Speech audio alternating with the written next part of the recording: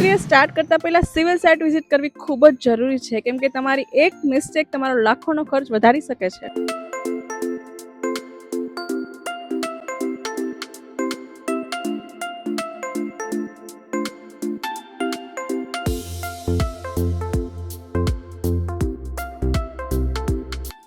Hi guys, I am Komal Patel from Hoshona interior અને આજે આપણે એક સાઇટ વિઝિટ કરવા આવી ગયા છીએ.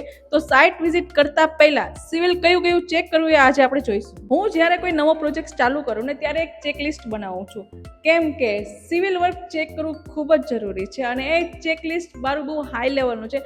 તમે પણ એ ચેકલિસ્ટ અત્યારે નોટ ડાઉન કરી શકો છો. ફર્સ્ટ છે સાઇટ મેઝરમેન્ટ. સાઇટના મેઝરમેન્ટ ચેક કરવા ખૂબ જ જરૂરી છે, કેમ કે આપણું furniture, kitchen, wardrobe, TV unit, all panelling, even ceiling design અને એસી બધું સાઇટના મેઝરમેન્ટ ઉપર ડિપેન્ડ કરે છે. મેઇન વસ્તુ એ છે કે ખાસ ધ્યાનમાં રાખવાની વસ્તુ છે કે ક્યારેય આર્કિટેક્ટના ડ્રોઈંગ પર પૂરો ટ્રસ્ટ ન કરો, કેમ કે સાઇટ ઉપર ઓન સાઇટ ચેન્જીસ થતા હોય છે. તો તમારે સાઇટ ઉપર આવીને પહેલાં મેઝરમેન્ટ લેવા ખાસ જરૂરી છે. સેકન્ડ છે વોલ અને પ્લાસ્ટર. વોલ પ્રોપર છે કે નહીં, પ્લાસ્ટર પ્રોપર છે કે નહીં, ક્યાંય ક્રેક છે, ક્યાંય ડમ્પનેસ છે, એ બધું ચેક કરવું ખાસ જરૂરી છે પેનલિંગ માટે. બીકોઝ ઓફ કે વોલપેપર, વોલ પેનલ કે કોઈ લક્ઝરી ફિનિશ કરીએ અને પાછળથી જો કંઈ પ્રોબ્લેમ આવે ને તો ઇન્ટિરિયર આખું ડિસ્ટર્બ થઈ જાય છે અને ક્લાયન્ટના બજેટમાં આની બહુ મોટી ઇફેક્ટ આવે છે.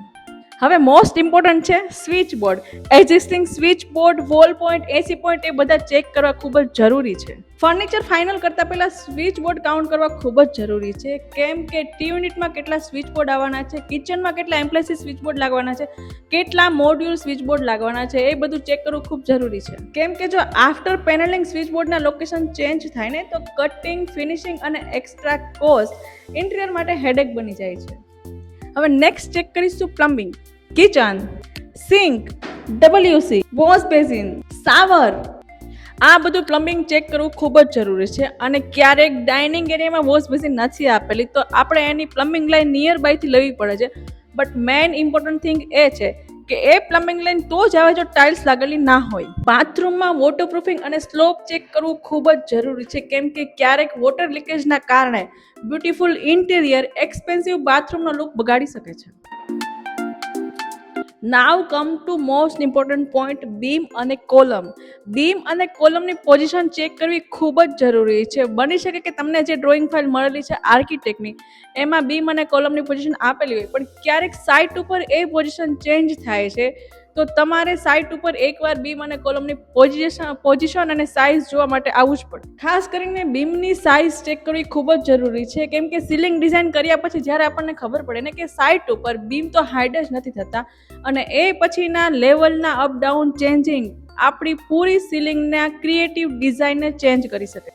અને મોસ્ટ ઇમ્પોર્ટન્ટ થિંગ કે જ્યારે તમે ફર્સ્ટ ટાઈમ સાઇટ ઉપર આવો છો ને તો તમે એના ફોટો અને વિડીયો એવરી ઇચ કોર્નર અને વોલ વિથ બીમ કોલમના કેપ્ચર કરી જ લેવા. તમારે ડિઝાઇન બનાવવી ઇઝી બની જાય છે. વારે સાઇટ ઉપરથી મેઝરમેન્ટ મગાવવા નથી પડતા, વારે તમારે ચેક કરવા નથી જવું પડતું. સૌથી ઇમ્પોર્ટન્ટ થિંગ કે આપણી ક્રિએટિવ ડિઝાઇનને આપણે ચેન્જ નથી કરવી પડતી. એક ઇન્ટિરિયર ડિઝાઇનર તરીકે હું તમને એક રોલ આપીશ. First measure, then check, then coordinate and then execute. તમારી સાઇટને તમારે ડાયરેક્ટ ક્યારેય ઇન્ટિરિયર ચાલુ કરવું નહીં.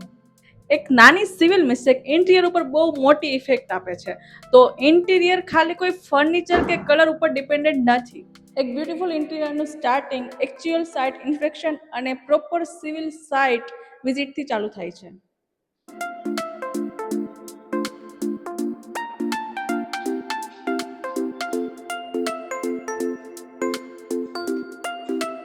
જો તમને આવા પ્રેક્ટિકલ ઇન્ટિરિયર વિડીયો અને રિયલ સાઇટ વિડીયો ગમતા હોય તો તમે અમારી ચેનલને સબસ્ક્રાઇબ કરો અને આ વિડીયોને લાઇક કરો. See you to next.